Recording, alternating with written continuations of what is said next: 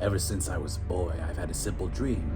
A dream to hold the power of the sun in the palm of my hand and to defeat Spider-Man. Well, today we're going to do neither, but we are going to make progress on my most ambitious project yet, because I am starting to build an animatronic Dr. Octopus costume. It's not a real dangerous suit. It's just a costume. There's nothing to be worried about. Or is there? Nah, not really. He's really physically not very practical. But amateur supervillainy is expensive, so thankfully this video is sponsored by CuriosityStream. For those of you who don't already know, CuriosityStream is smart TV for your smart TV or smartphone. Featuring over 35 collections of curated programs handpicked by experts, CuriosityStream has thousands of entertaining movies and TV shows on topics like history, nature, science, food, technology, travel, and more. They have award-winning exclusives and originals. And if you want to see actual engineers solve problems, I'd recommend checking out their show, Engineering the Future. It's good stuff. And if it's not already clear enough, CuriosityStream is the Netflix for nerds, the Hulu for history buffs, the Disney Plus for the scientist in us. And don't pretend you're not interested. You clicked on a video about engineering and Dr. Octopus. I see you. So if you're ready to save some money, you can use code MrVolt to get CuriosityStream for 1 year at only $14.99. So head on over to curiositystream.com/MrVolt, start saving, start watching. Thanks again to CuriosityStream for sponsoring this video. So I've got a small problem. I don't know how to build a Dr. Octopus suit. I mean, some people have tried, but there's not exactly a playbook for this kind of thing. It's wildly complicated. And I have some mechanical chops. I've built some complicated things in the past, but nothing even close to this level. So I'm gonna need a lot more chops if I'm gonna tackle this, because there are a lot of different engineering challenges I need to overcome. How are you going to power it? How much is it going to weigh? Doc Ock isn't possible. You're not an engineer. How will the claws work? What's it going to be made out of? How are you going to make this? But I just need to pick one and start there. So I figured I'd start with one of the more complicated mechanisms that isn't strictly necessary, but would be amazing if I could accomplish it.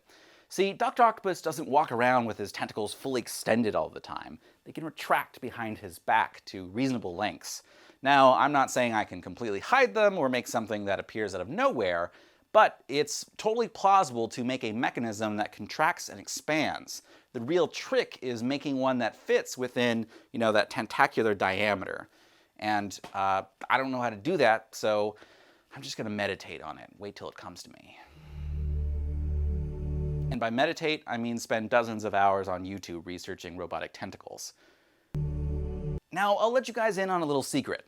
I'm actually not that great at designing mechanisms. It's really hard for me to visualize complex motion or even work my way through it without seeing lots of examples first. So I turned to one of my all-time favorite engineering channels that you might not have heard of because he's totally silent. And his name is Thang01046, and he has published over 3,000 engineering videos that show the CAD models for various mechanisms in Inventor. And he usually gives away the models for free, which is absolutely amazing. Thang, you are the real MVP. Now, I'm not going to show the exact model that I found that inspired me, because a lot of people actually steal his content. So go over to his channel and give him some YouTube love. So the mechanism that got me most excited was this. This is a Sarrus linkage, named after its inventor, 19th century French mathematician Pierre-Frédéric Sarrus. Just look how happy he is at his creation. Now, I know what you're saying. This doesn't exactly look like the mechanism of Dr. Octopus's tentacles. And take a look at the Sarrus model that I've CAD'd up here. So if I pull on it, you can see it does exactly what it's supposed to do. It maintains parallelism, and we've got these nice big beefy hinges. But I don't want nice big beefy hinges. I want a more compact mechanism. And more importantly, this can only expand, the sum of these hinges, and they're just too big. I want multiple versions of this that expand out, and I want this to be more compact. So let's take a look at another model. So now you can see we've got a similar set of, I'm just going to call them vertebrae plates, where I've pulled the pivot points in, and now instead of the hinge being a long plate, it can basically just be a link that pivots at its center right here, and it connects to intermediary links at each of the other plates. So when I pull the plates out, they'll all move in unison. Now, of course, this is just showing one set of links because I wanted to keep it clear so you could see how this is going to actuate. But I actually want to move the levers themselves. So how do I do that? Let's take a look at Thang's model, which is a bit more complicated, but is similar to the version I just showed you in that we've got vertebra plates that have pivot points for the links. And this time, if I drive one of the driven or the input links, no, that's broken. Okay, hold on one second. So now when I drive one of the links, they expand and contract quite a bit. And I think that is looking pretty damn cool. But how do we actually make this move? So this is Thang's original version, and his model is pretty elegant, but there's some things I want to change. So these orange arms are the input levers that drive all of the, the remaining links, and they're attached to a gear, which is driven by a worm disc of sorts. Now this particular part, this yellow disc, is beyond my ability to manufacture. Sure, I could 3D print it, but there's going to be a lot of force on this part, so this ideally would be machined. And since I can't machine it, I instead will have a regular worm gear assembly. So I made another version that looks like this.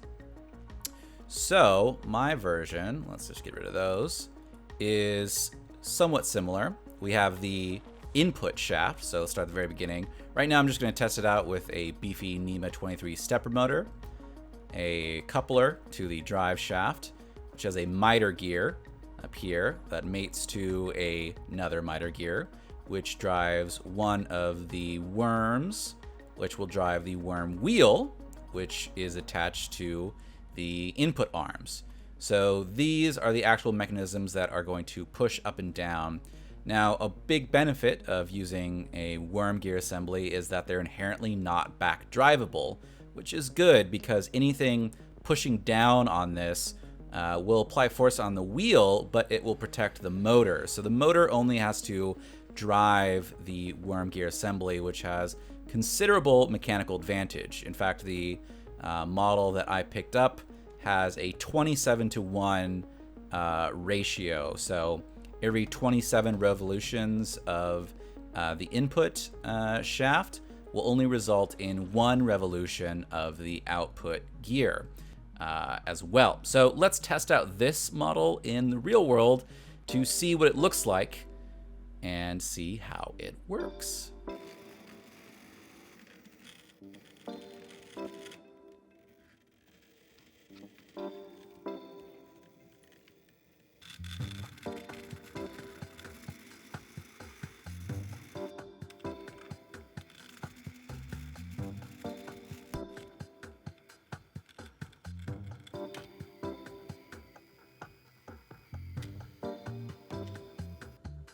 So it's easy to 3D model something with perfect radial symmetry, but in reality, the gears I have don't allow for that exact arrangement, which means that the lever arms are all slightly offset, which means my tentacle has a curve to it, which isn't a big deal. It's nothing I can't solve.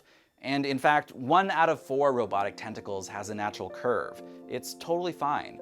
But if you want symmetry, maybe it's time you talk to your doctor about Tentafil, the only over-the-counter solution for tentacular dysfunction. During my research, I also discovered a similar mechanism that might be a little bit more promising. See, this is a MathMex toy, which has a similar design. There are still 3 links, but the hub about which they rotate is in the center. and the links move perpendicular to that central radius. This also has a much better ratio of extension in a compact space. The Thang version, where the levers are radial, need to have a larger diameter circle in order to travel a similar distance. But this version, where the links are just cords, have a much greater ratio of extension, about 7.8 versus 3.6. Now, both of these mechanisms also have a pretty big issue, unless you're a glass half full kind of person, in which case it might be considered a safety feature, because they're terrible in compression. If we look at the Thang-Ceres linkage, you'll notice that with the arms locked that drive the mechanism, if I compress the end, it can compress almost completely. So this is effectively a lot of compliance, which I didn't want, but it effectively makes it a safety feature in that I wouldn't necessarily harm anything or anyone in my way. So I copied the MathMex model here just to get a sense of how it would work, and it's fairly straightforward and it looks pretty nice. I'm very happy with it. So let me just grab that joint. So there's so much less complexity already than the Ceres linkage I showed earlier. I've just got some discs to give it some dimension, but it would actually be quite thin as is.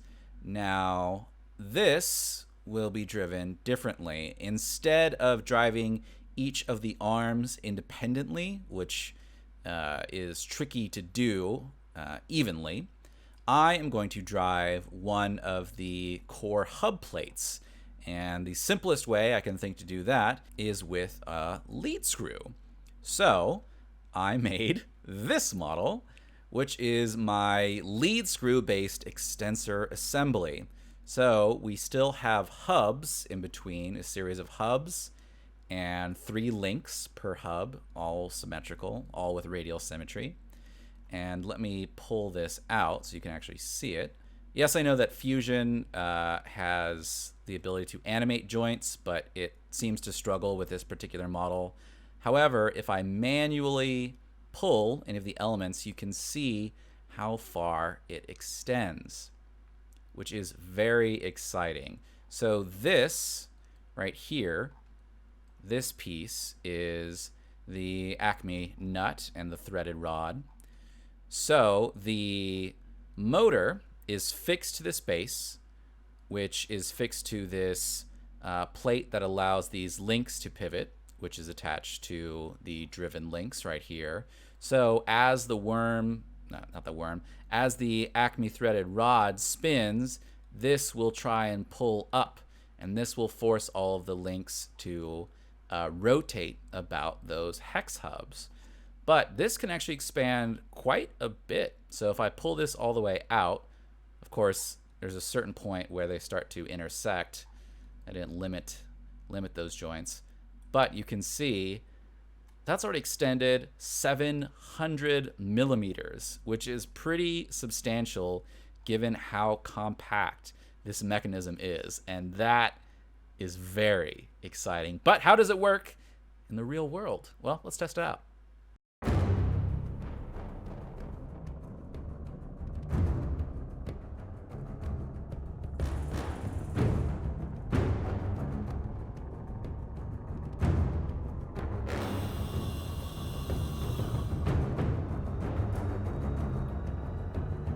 It's flaccid.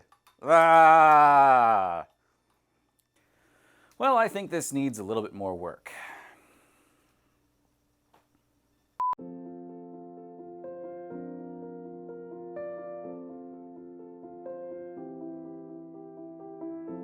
Adam759 and Paranormal Encounters, I salute you.